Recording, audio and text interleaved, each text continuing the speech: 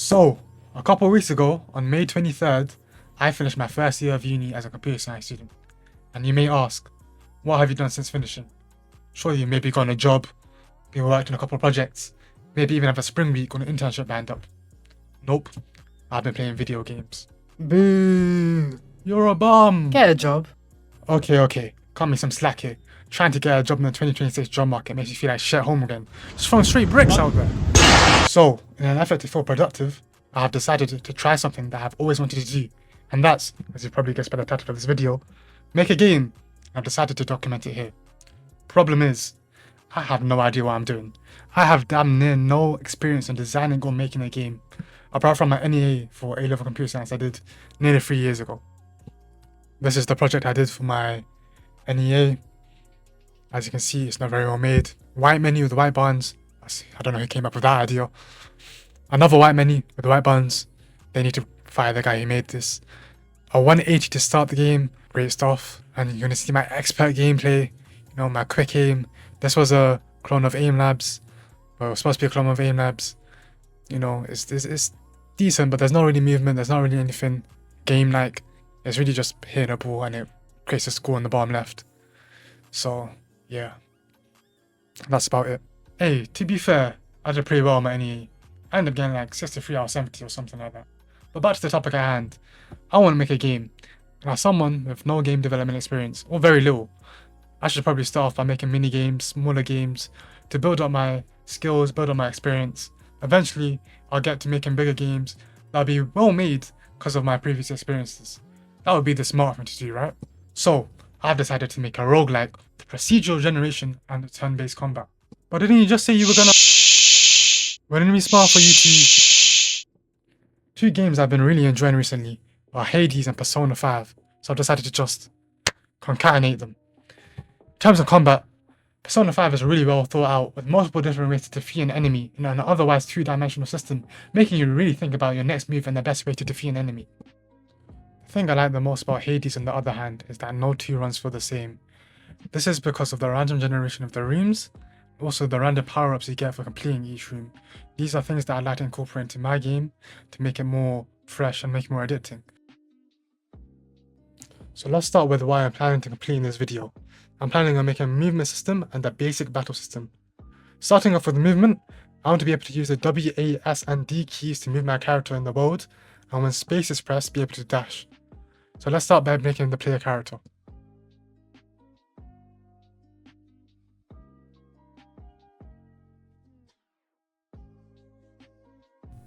That'll do. Now I need a map.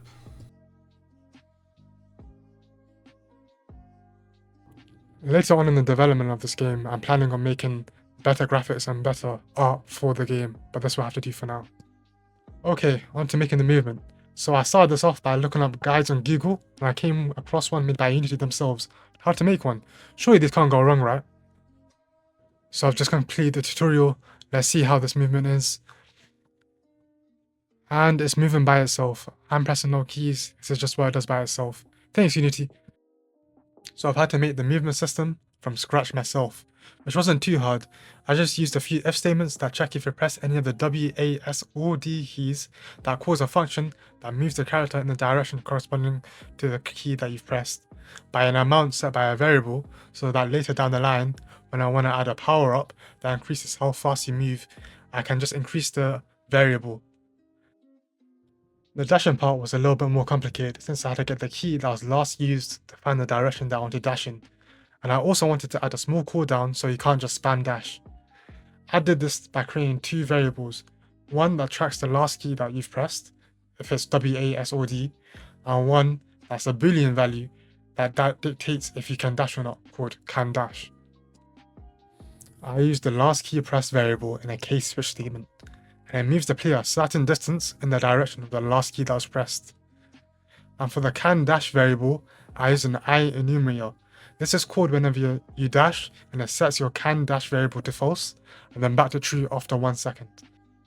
So in the if statement, that checks if you've pressed the space button or not, it also checks if your can dash is true or false. If it's false, it returns nothing, and if it's true, it dashes. Hey, what's an I enumerator? I couldn't tell you. So this is a clip of what the movement looks like. I'm pretty happy with it overall. Obviously there's stuff I can tweak, but overall, pretty happy with this.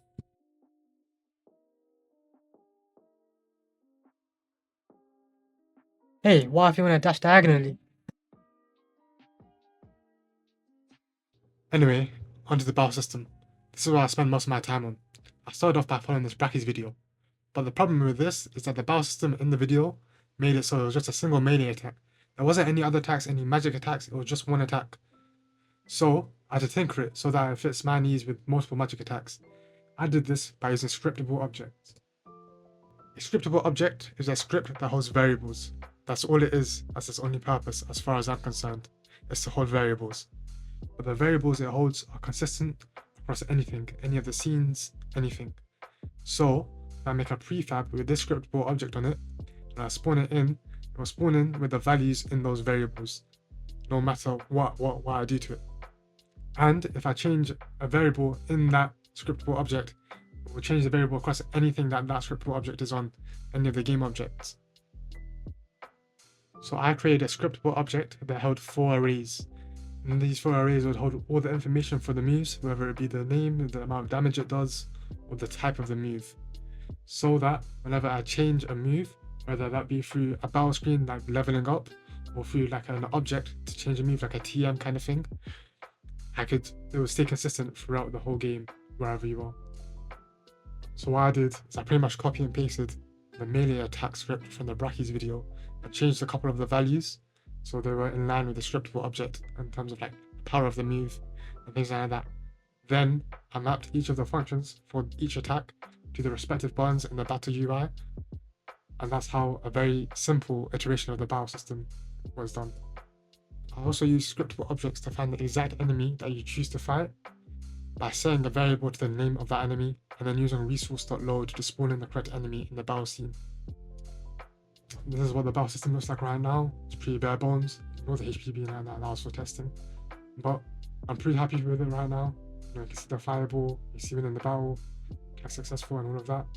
But my plan right now is to make the foundation of the game, and then later on add all the cooler features like a more unique battle system, power-ups, etc, etc. So that's everything for today. That was my first devlog. I hope you guys enjoyed. If you have any feedback on how to improve or any tips, please comment below and make sure to like and subscribe also.